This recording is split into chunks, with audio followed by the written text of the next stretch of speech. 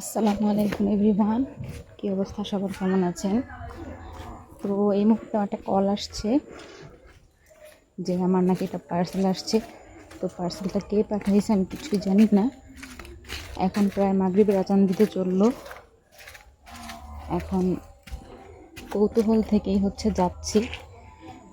আপনারা দেখে বুঝতেছেন আমি একদম পুরো গ্রামে।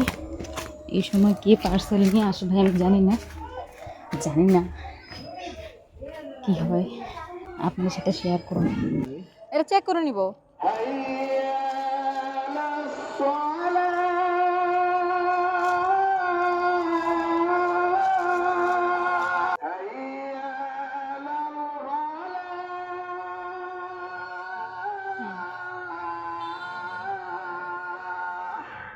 হ্যাঁ ঠিক আছে। ফাইনালি গাইস, পার্সেলটা হাতে নেওয়ার আগে চেক করে নিছি, আপনারা দেখছেনই।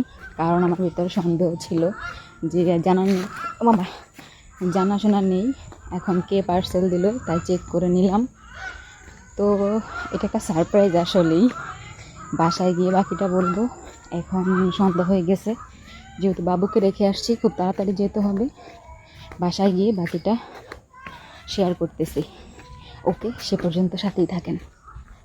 সরি টু সে যে আমার ক্যামেরার দিকে তাকিয়ে কথা বলতে পারতেছি না, কারণ বৃষ্টি হওয়ার কারণে রাস্তাঘাট খুবই কর্দমাক্ত হয়ে আছে। যেহেতু গ্রাম অঞ্চল, আপনারা ব্যাকগ্রাউন্ড দেখলে বুঝতে পারতেছেন যে আমি একটা জঙ্গলের মধ্যে আছি।